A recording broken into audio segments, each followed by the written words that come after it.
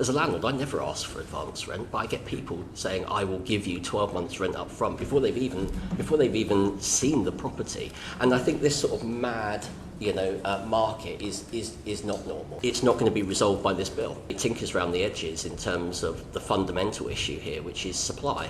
We've got on average 21 people chasing every home. So whatever nip and a tuck we make around here, whether landlords are leaving or not, that's only going to worsen, in our view, as confidence decreases. Right, you've mentioned confidence twice in your answer.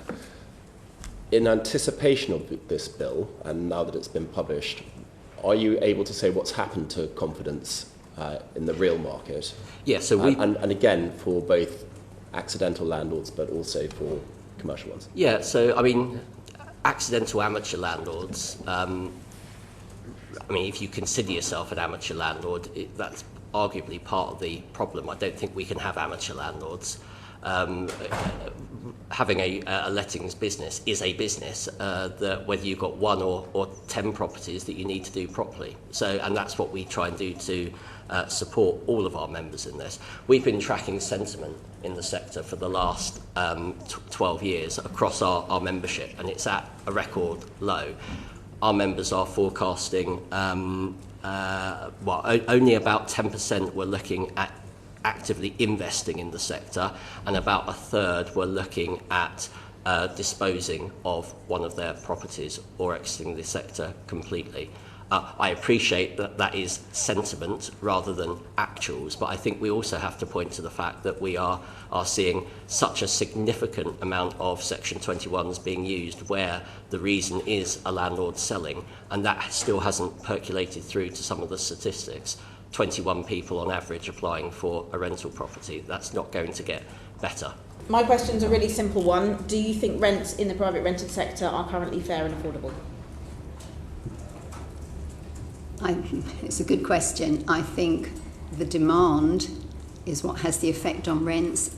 I really believe if we had those million social homes, and I know we can't get them overnight, but I do think we should have a long-term strategy working towards that. You would have no pressures on rents because you wouldn't have this imbalance in the demand and the supply, and so rents wouldn't be where they are. I mean, yes is the straightforward answer for me. The rents that we've seen increase 8.4% in the year to September.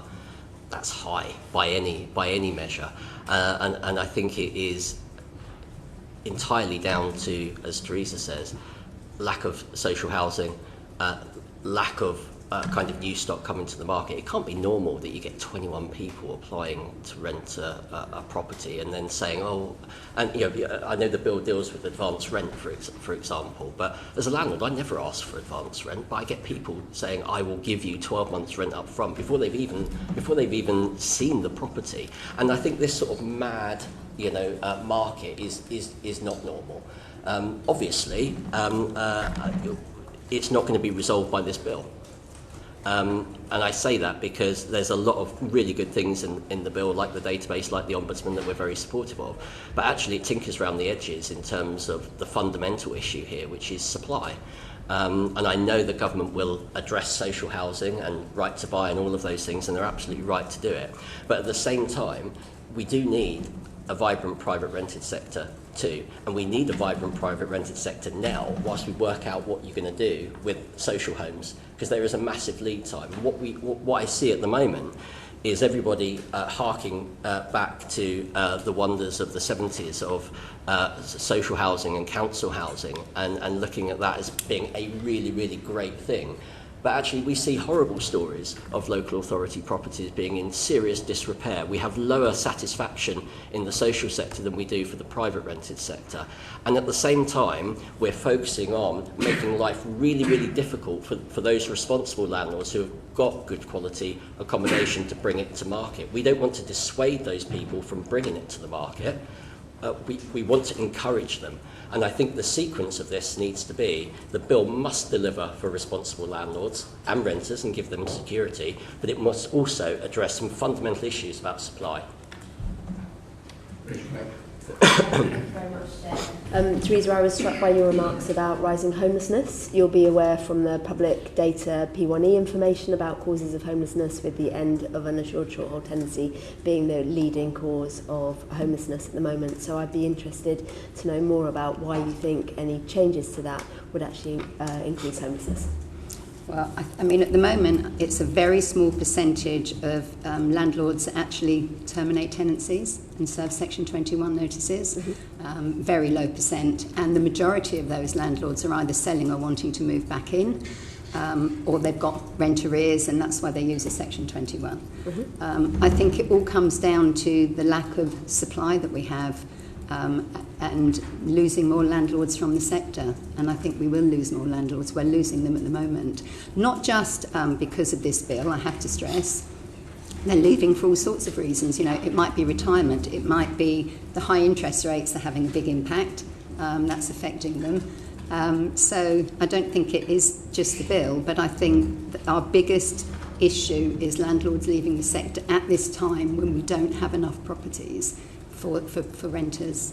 So your argument is there's going to be a reduction in supply, and that will cause more homelessness. Just so I understand your argument. I think there's that, and I think there's also introducing this bill on one date, I think will cause more homelessness. And the reason for that is landlords are panicking at the moment, and they will serve their Section 21s while they still can to get possession of their properties, and they'll come out of the market. I think if existing tenancies have a 12-month, rather like the Tenant Fee Act, we had all new tenancies had to comply. Existing tenancies had a 12-month period, or up until the end of their fixed term. That might be sooner, before 12 months. Some landlords will see that actually the fear is not so bad. Things aren't so bad when this bill comes in, when it's actually in practice and they see it working. And I think those landlords could then decide, actually, we'll stay in the market, it's okay, it's not so bad. But I think doing it all on one day, I understand the reasons behind that, not to have two levels, but I think the knock-on effect will affect tenants. And you've also got tenants who are now fixing, and have done, you know, they do it all the time. We have long-term lets, 2 and 3 years. So somebody that maybe has secured a 2 or 3 year tenancy, once this bill comes in, they've already had their 12 months, they could suddenly find they've got 4 months notice coming their way because their landlord's decided, I want to move, or, you know, I want to sell, I want to move back in. So I don't think we're giving the protection to those tenants that they thought they'd got when they secured their tenancy.